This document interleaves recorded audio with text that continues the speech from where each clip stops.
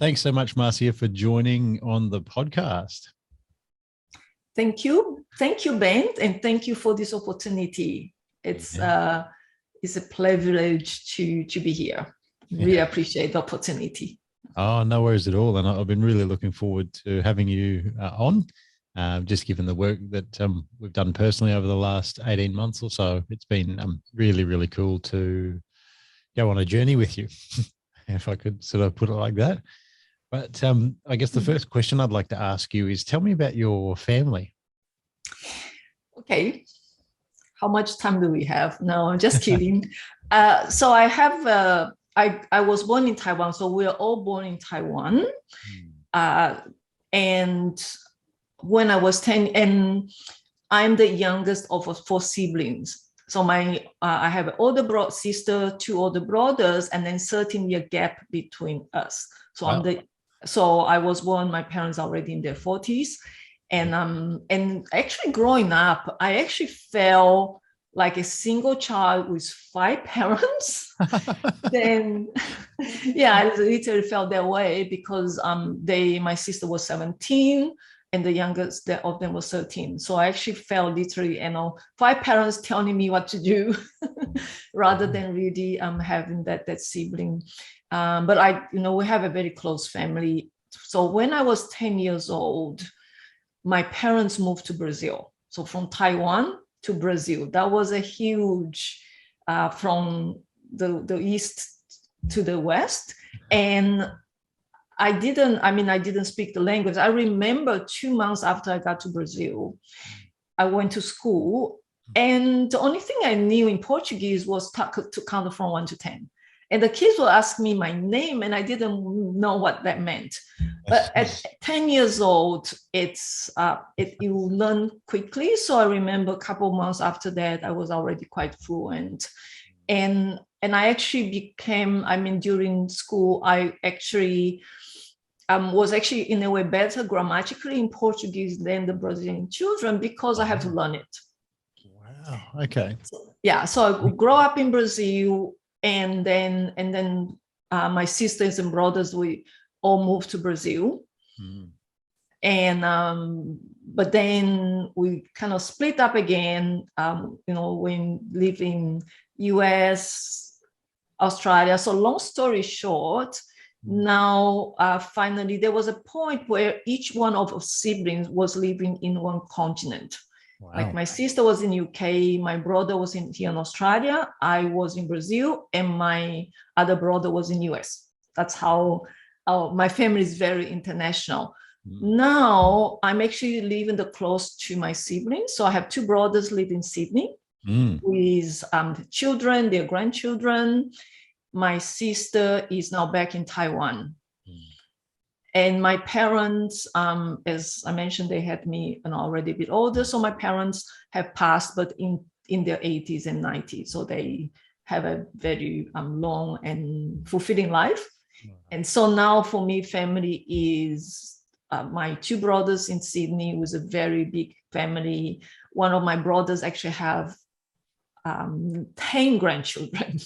Oh, that's a few. So it's a lot for me. And my sister. So that's what. However, for me, in a way, family is Olivia and I. We don't have any children as our own children. However, we have children in many different forms, as you know. Very cool. And so what do you and Olivia like to get up to I guess to hang out together or build that relationship? Okay, we have a few different, let's say, hobbies, things that we love doing. However, we also, as you're aware of our values, our hierarchy of values is what is truly the most important to us. And fortunately, our, in a way, highest values is very similar, which is about human potential, human behavior, understanding universal laws, and understanding, growth. And so that's actually one high value for both of us, which you can imagine our conversation is very much around that. And it's not just about the business, it's because it's about what we love doing. So if you say, okay, what do we actually, when we spend our time, what do we talk and do, is actually around human potential and human behavior, because that's what we love. Now, besides that, we love bushwalking, so nature, we love nature, and that's something that we love, spending a weekend. And recently we were at O'Reilly for 3 nights, and we did like 20-kilometer walk one day and then 18-kilometer other day, and I actually end up busting my walking shoes. So that, and we love traveling. So I love, and I do miss a bit traveling, being on the airplane. I just love airplane. I just feel that we have like this, different perspective. And believe or not, I actually love airplane food.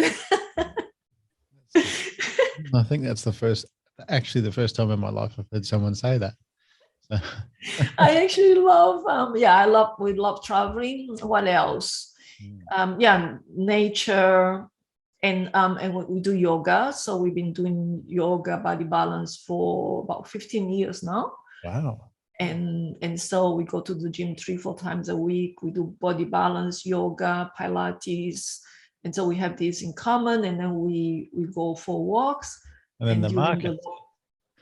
And the market, of course, organic market, because food and wholesome food is also very high on my values. So these are things we do. However, even when we're in nature and we enjoying, I must say, the conversation about human behavior, human potential, all the things that we love, universal laws, solving problems, the conversation is always there, because that's what we love. And it's not work for us. It's just because that's a topic that we love. There you go. Very cool. And so I think it's important. I feel people need to sort of hear your journey before you and Olivia started Mastery to Success. So could you walk us through, like, what happened when you were sort of leaving school, and what did you do from that point onwards through to Mastery to Success? Yeah. So I grew up in Brazil, and then I did high school, and then I went I went to medical school. It was interesting because my choice was medical school or in engineering. I was really, really good in math before, like all during school up to high school. I was really good in math. I love exact science. But somehow Chinese, maybe. But somehow, my heart just took me to medical school. I think back then I already very interested in well-being, in wellness, well-being, in a way, human potential. I didn't know back then, but it's about how to expand to be the best of our version, how to reach our full potential. And health is a very important part of that. Actually, health is fundamental, because if we don't have health, how can we have wealth? And wealth is well-being. And I think that's why, looking back, that's why I went to medical school.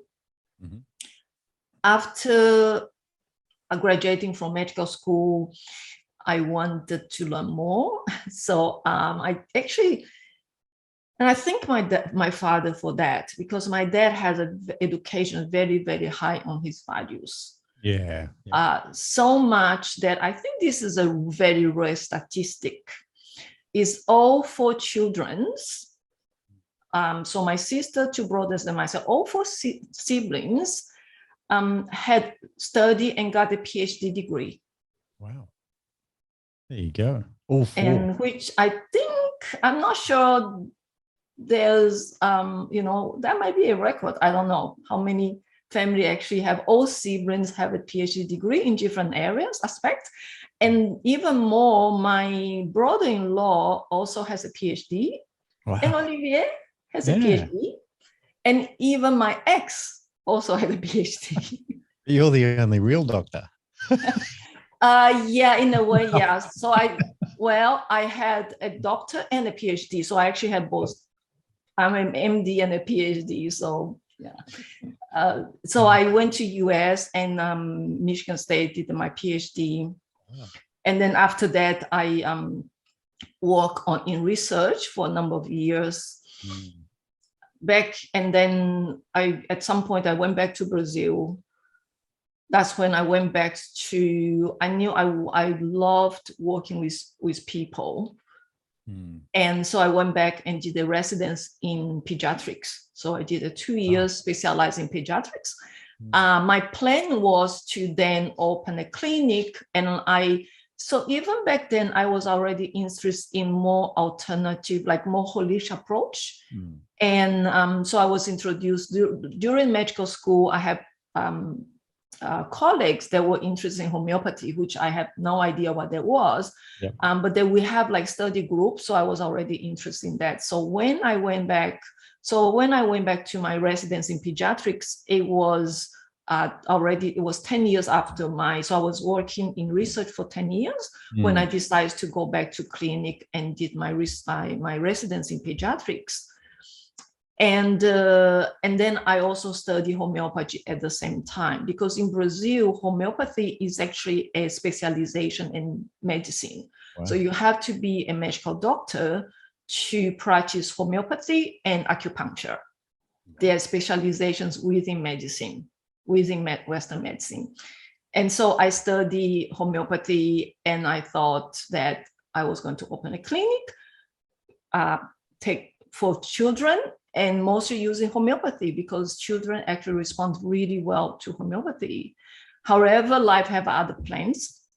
Yep. And sorry, just could I get you to explain what homeopathy is? Homeopathy. So yes. Homeopathy is alternative medicine, which is more like energetic medicine. So basically, you extract mother tincture from different, it can come from even some animals like bees or plants, so and also some minerals. So you make this initial mother tincture, and then it's diluted to many times. So every time you dilute, you actually dilute to 1 to 10, and then you go through we call like you shake it for 100 times. We call to make it potent, and then you dilute it again. So when you get to a point to about 12 dilutions, basically there's no more the original molecule. The physical molecule is gone. So it's only the energetic information that stays. And so more diluted it is, more potent actually it is. And so what it does is that so homeopathy was created by Hahnemann through his studies, and it's actually also called similar heals similar. And so basically the homeopathic, how the traditional homeopathy is that each remedy, when you give that remedy to someone who is healthy, they are going to produce some signs and symptoms. And those signs and symptoms is exactly what someone with those same signs and symptoms need. That's why it's called similar heals similar. There you go. So, yeah. So I hope that makes sense. And so basically is energetic information.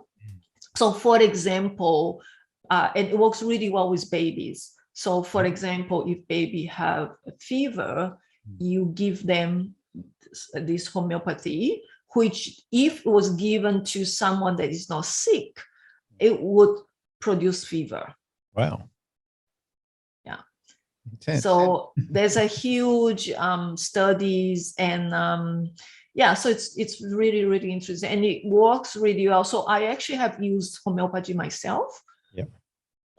When I was doing my residency in pediatrics, I was actually diagnosed with Hashimoto, which is thyroid issue. And back then I was actually seeing a French homeopath that lived in Campinas, where I was doing my residence. And within 2 months, my antibody levels just come straight down. And basically I haven't been like, I've been asymptomatic, I've been normal. That was almost 30, 40, 35 years ago. Wow. And I never been on any medication. So I actually experienced, and I do use homeopathy from time to time for different reasons. Yeah, very cool. Yeah. And so one of them, actually a great remedy, is Arnica montana. Is really good for muscle and pain. So for example, you're going to do a strenuous exercise. If you take Arnica prior, it actually, you won't have that much of that pain that you have. Like the lactic acid. Yeah, exactly. Yeah, cool. And so thank you for asking. I actually, I always learn so much when I talk to you. Yeah, so that's a part. Yeah, I think that's a part of me. Yeah, we haven't talked much about that. And so my idea, and because it works really well for children because they don't have any preconceptions. I mean, it works for adults as well, as most people, but some people can be a bit skeptical. But because the children, they just take it in and works really, really well. And it works for animals as well. So when I was doing the homeopathy course, they were chemists, like pharmacists, and veterinarians. Wow. And it works really well. They use for horses, dogs, cats. Incredible. Yeah. Stevie might like to know that. Yeah. Yep. She likes. So that was my plan. I said, wow, that's great. I'm going to open a clinic. My specialize as a pediatrician, work with children and using mostly homeopathy. The reason for that, you probably, I'll just mention this, is because since very early on in Western study medicine, even though I know medicine is necessary and it saves a lot of lives, so it's necessary. However, I also find that it's somehow incomplete. And I was looking for a more holistic way of health and well-being. Yeah. But I don't no doubt that yes, Western medicine is necessary, and it has helped a lot of people. However, for me personally, I felt for me more empowered if I can help my patients in a more holistic way, not just looking at the physical, but also looking into the other aspect of human being, like our mind, our emotions, and our spirit, which is like, what's the purpose we are here? What's the purpose we're here on this planet? I can kind of see where this is going. Very cool. Yeah. And so, so that was the idea. However, life has other plans. Life somehow happens. And sometimes at the moment, we think that's a terrible thing. But then if we just appreciate and go with it, life is always guiding us back to our own authentic path. Is guiding us back to who we are and what is authentic path. And so what happened was I divorced. So there was my marriage broke down. Back then I was married. My ex is from Brazil. You can imagine. And anyway, my marriage broke down, and then I travel. I went and travel. And then I met Olivier in France. Oh. And it was, I actually went back to where, haven't finished telling, because after my PhD in US, I went to France and did a postdoc for a year. And that's when, after my marriage broke up and after I divorced, I went to friends on holidays to visit some friends. And Olivier was doing his PhD in the same lab where I did my postdoc. And that's how we met. And a year later, I moved to France. And so medicine is one of these, in a way, weird things, because when you move countries, usually you have to go through you have to almost like do the course again, and you have to pass the exams, and you have been another 3-4 years if I really want to be certified as to practice as a doctor. And because I already find out that, well, I'm more interested in a more holistic approach. So when I went to France, what I did is I went back to medical research. Okay. And so I did went back to medical research, and because it was something that I also loved, and worked 3 years there before we then moved to Australia, which is going to be almost 20 years ago. I cannot believe it's already, next year is going to be 20 years that we are in Brisbane. Wow, you're going to have a party for that. Yes, and then so since we've been in Australia, I knew that I love working with people, and I love help people in a way, feel better about themselves physically, emotionally, and also to know who they are and expand their potential. And so when we came to Australia, I gave myself permission to look for that. Instead of just continuing with medical research, I then decided, no, I'm going to allow myself to explore this other area and really finding what's my purpose here, what I really love to do, because I believe that we are here for a purpose, and our purpose can change through our life, and life is always guiding us through that. And so in this search for my purpose, I actually studied naturopathy as well, which is another alternative medicine. So I studied naturopathy here in Australia, and I practiced a number of years as a naturopath until, 2008, 2009. That's when I officially stepped into the personal development, personal growth industry. And I might be skipping ahead a little bit, but quite a number of times you've mentioned John DeMartini, or Dr. John DeMartini. Yeah. When along the journey did you meet him?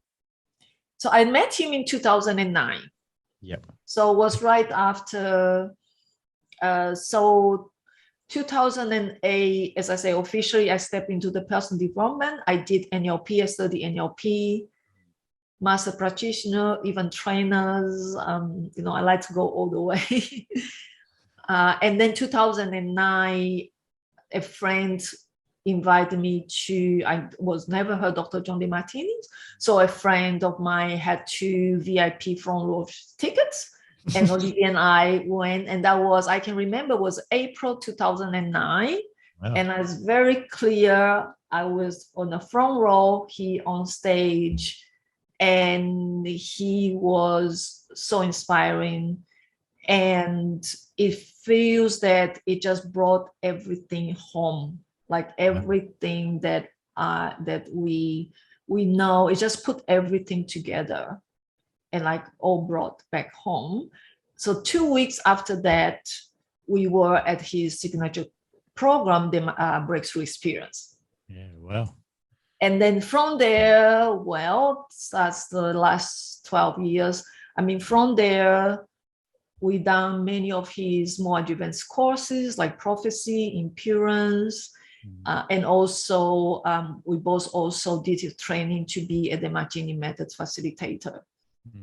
And I have also facilitating 21 breakthroughs when Dr. DeMartini was here. So it has been, I think the Dr. John DeMartini and the teaching that he brought together, it's about universal laws, universal principles that he has been studying for over 40 years, and the way he put it all together, and it just really resonates. And because it's universal principle, which means that it's not biased, it's universal, applies to everything that exists. And that's pretty much our reference point in life and in business. Oh, very cool. And yeah, the stuff you've shared with me again over a lot of time has just been pretty fascinating. So yeah, thank you for sharing that as well. So you got to the point where you stepped into that role, and then I guess what have been some of the funnest? I don't think that's a word, but the most enjoyable. Getting words here. Okay. The fun part is, of course, doing what we love, like doing what I love.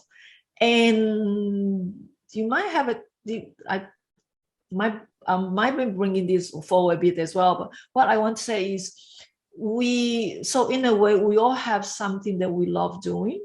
Yeah. And however, in business, there are two things. So in business, there's what we do, which is the deliver part or the research.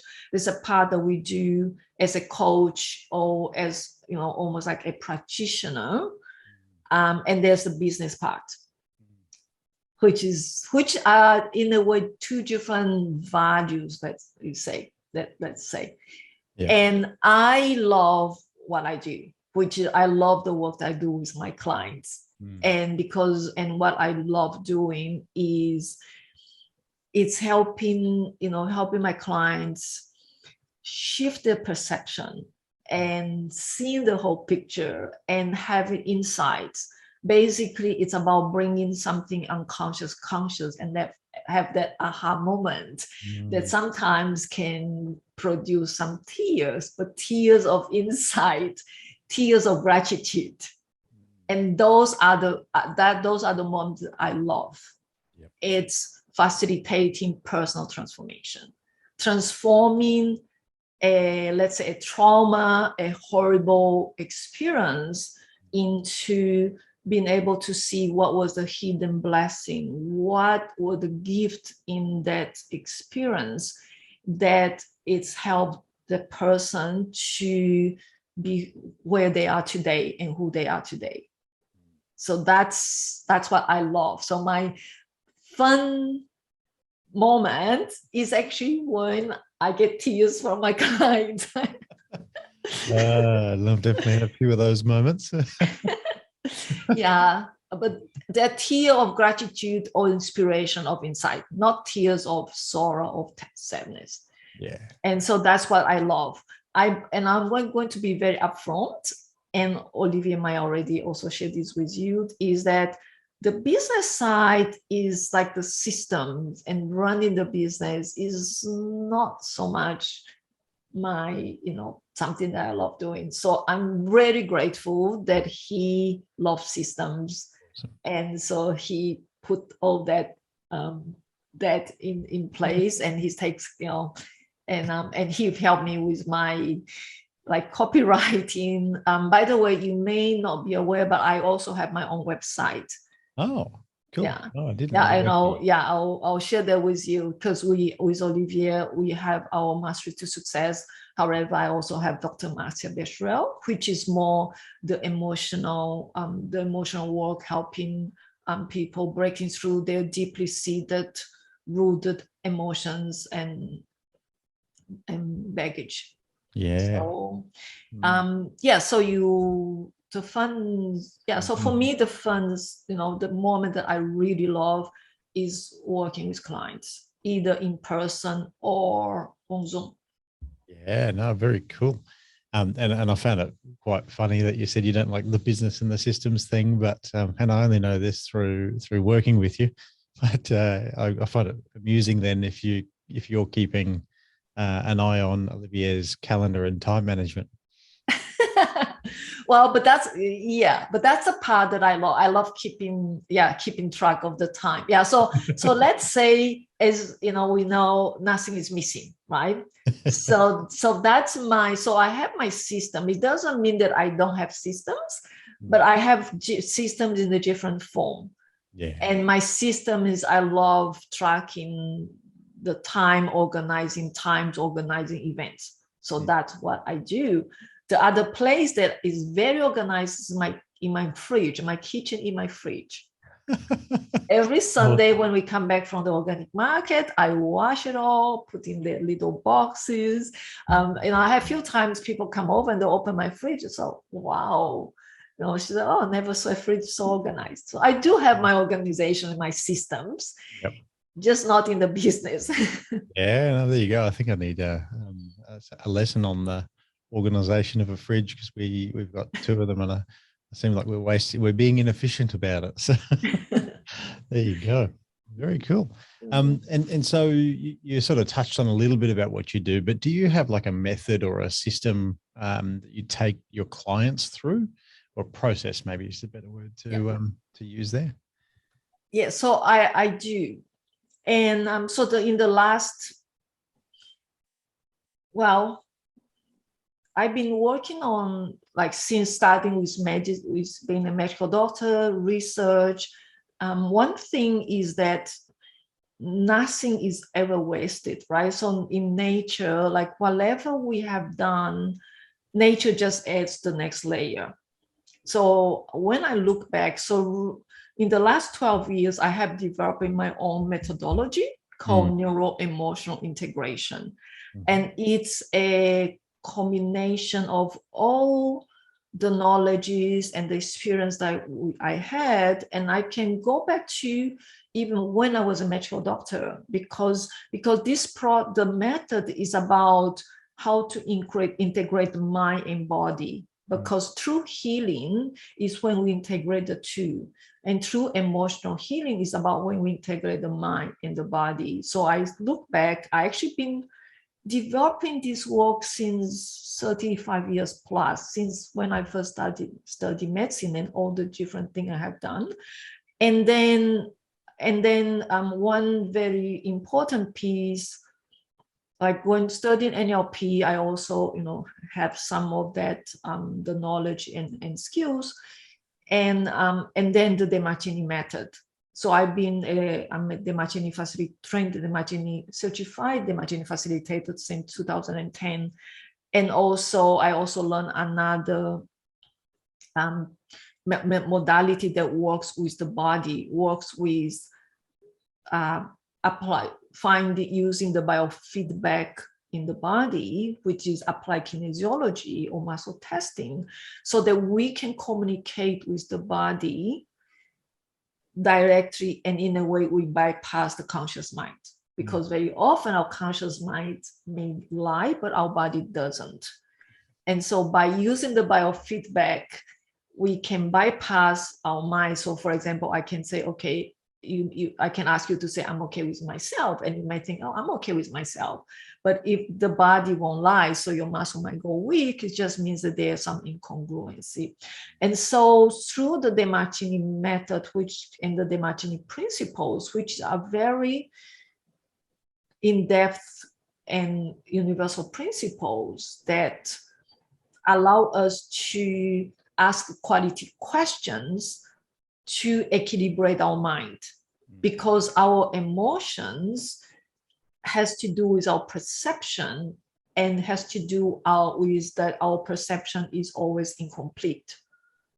And so there's always a part of it that we are conscious, and part of it we are unconscious. And so whatever we are conscious, that's become the emotion. For example, in an experience, if what we are conscious was, oh, it was painful, and we remember the negative things, we we actually then are blind to, we actually unconscious of all the other positive things or other hidden blessings that say silver linings that were in there. And so we have this negative emotion.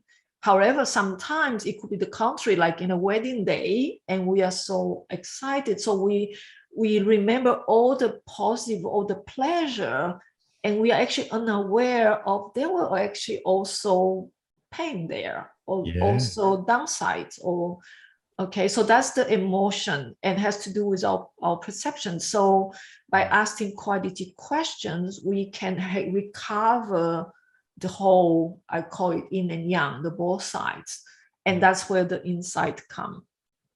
And do you find when you sort of compare the I guess the upside versus the downside of a scenario, and let's take a really positive experience, does the negative side have to be in all, like at the, call it the universal law, is that as equally down? Yeah. It's equal. It's not like it's 80% good and 20% down. It's actually really good. It's and 50-50. Yeah, wow. It's 50-50. And I think we have experienced that, is that in any moment, because in order to have that perception of the, let's say, the pleasure, there's an exactly equal opposite, which is unconscious. Because in order to perceive something, we need to have the contrast. Because without the contrast, like if everything is white, we will not be able to see each other, or if everything is black, or if our voice is the exact same frequency, we'll not be able to hear. So with our senses and our feelings is the same thing. So anytime, I know this is a very deep concept, and this is actually one of, let's say, the Dr. John DeMartini calls it the great discovery. Is actually at that same moment that we have, let's say, that much happiness, that equal that much sadness that we are not aware of. Wow. And that's when we are able to bring that to our awareness, and that's collapse. And that's where we have tears of insight. We actually feel a physiological shift. This is just one of the ways of balancing our perception. There are many other questions. For example, in any challenging situation, we can ask questions to see, how did it serve you? What did they allow you to do or to learn? How did it serve you?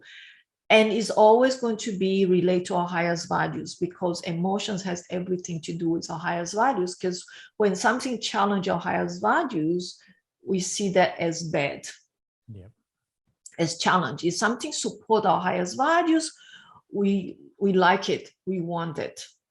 So emotions has everything to do with values. So if we come back to, one of the fundamental things that I learned from Dr. John DeMartini, which is in every speech that every talk that he does, he always bring back to values, because values, our hierarchy of values, is what is truly the most important to us. And we filter our view of the world, our perception of the world through our values. Very cool. So that is the cognitive part of it. Right. So we can, through conscious asking quality questions, we can bring the unconscious conscious in a cognitive way and have a conscious integration. Now, the other part, which is working on the body, and that's where I develop further my work, is because you may or may not know that every emotion is also imprinted in our body. It's not just in our mind, like the narrative, the stories. So every emotion, it actually go back to, let's say, before the age of 3, where we have, not every memory goes back to the age of 3, but for example, if today you experience something and it triggers your emotion, typically we can trace that back to what we call the original event in the early childhood. But sometimes we can even trace it back to even earlier than that, before the age of 3 and even in the womb. Mm. And because that is the original event. And before the age of 3, we don't, at the conscious mind, the cognitive analytical brain is not working, is not hardwired yet. And so those experiences are imprinted in the body. And that's why sometimes we may come across situations that trigger that body response, and we don't know why. We may walk into a room, or we may see someone and has nothing to do with that person, and trigger that. Some people even go into the defense.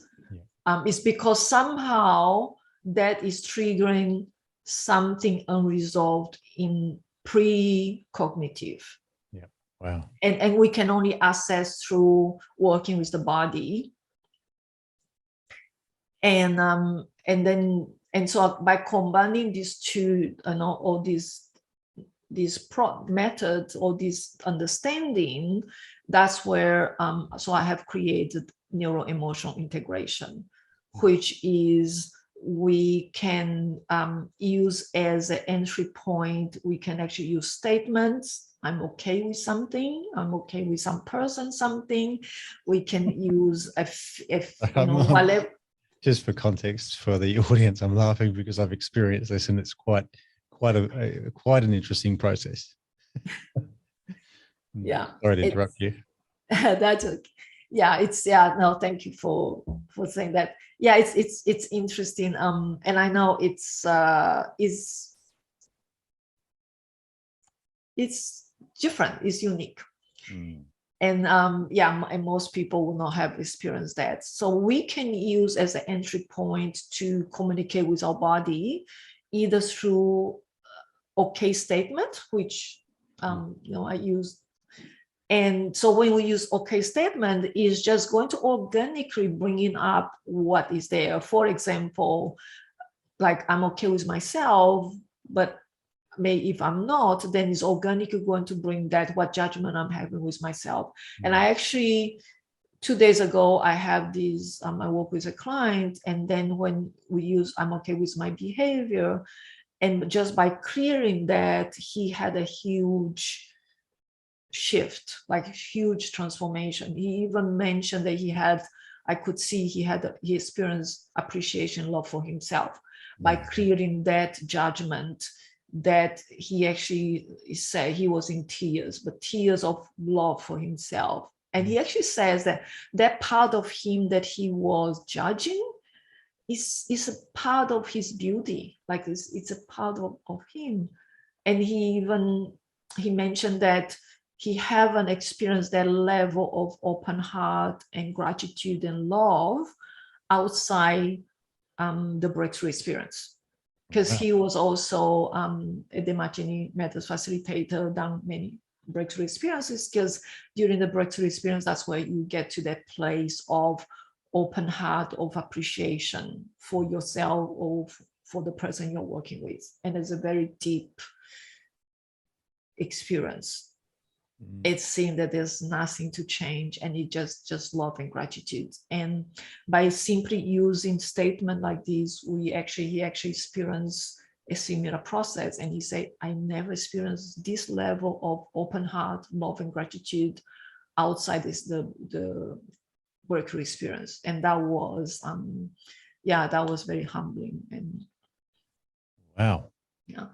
And so we use the statement. Sometimes we just use with the feeling. Today I had a client, okay, and it's interesting, you laugh at this, because her business is going well, and she's a very entrepreneurial, very go-getter, but she doesn't save. She knows the concept of saving, but somehow she doesn't. And so when she came, and I asked her to think about saving, and she just felt this knot in her stomach. And we just work with that. And we ask the body, we just work with that. And it was very interesting because she said that when she thought of saving, she feels like, oh, the money just stuck there, not doing anything. I need to get it doing something. And then, but after we work on it and we clear it, she's now excited to save. She now actually sees saving as something that's going to help her, move forward to what she wants. Wonderful. There you go. And sometimes it could be a physical symptom. It could be, something in business. Any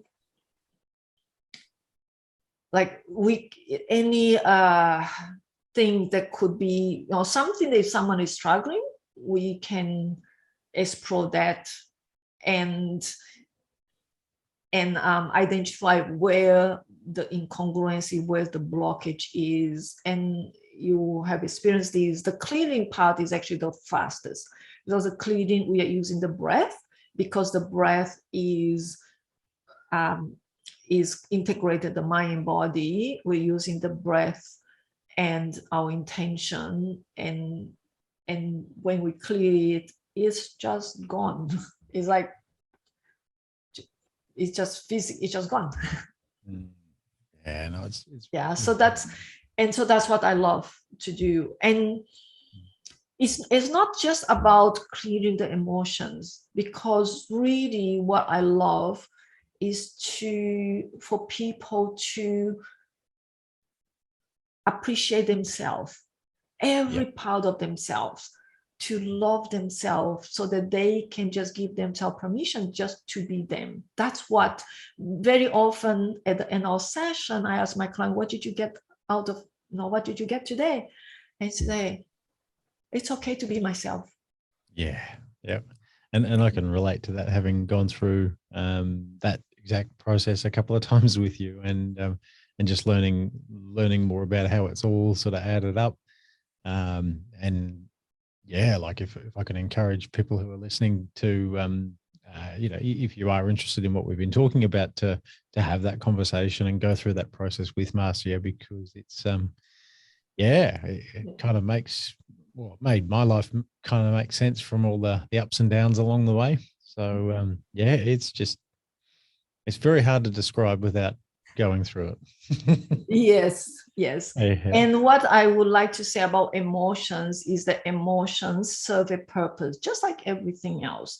And from my experience working with emotions, is that emotions is either a feedback guiding us to, okay, maybe there's some perception that I need to change, or some actions that I'm doing or not doing. So it's like a feedback to course correct. So that's one. The other aspect is that it actually gives us, sometimes is opportunity to heal very deep rooted wounds. That's when we actually go back to the earlier, I call it original explicit memory, where we go to the early childhood, and sometimes even earlier, it's called original implicit memory, going back into during birth or in the womb. And clear these very deep rooted unconscious wounds there. And by healing that, it basically ripples through all the way to today, and actually is going to change the way we make decisions in the future. Because very often we think we are making informed decisions, but sometimes if there's emotions running behind, under it, we are actually making emotional decisions, which is we want to avoid pain that we have experienced, and we want to, seeking pleasure. So that is our hardwired mechanism, which is avoid pain and seek pleasure, which has to do with our survival. So it's not good or bad. However, that is not the most efficient, effective way if we want to, let's say, fulfill our potential. It's about, because by clearing the emotions, we allow us to come back to our prefrontal cortex, where is our human brain. Our executive center is where our vision, our clear vision, strategic planning, creative, creativity, and strategic decision making. So that's where we can actually create our future, having that clarity, and the emotions kind of blind us from that. So it's not that emotions are bad, but it's about what emotion allow us to uncover that support us and empower us to move forward. And ultimately, it's about self-love.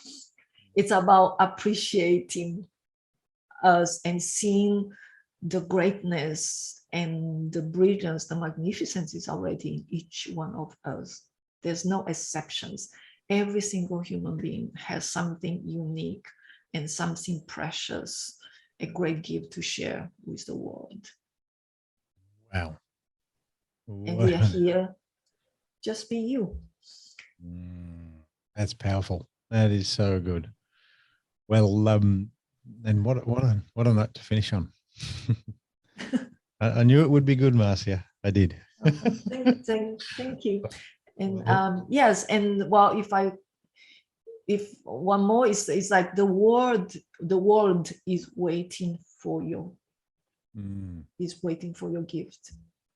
The world needs you, need every one of us. I might finish with Rumi's quote about a drop.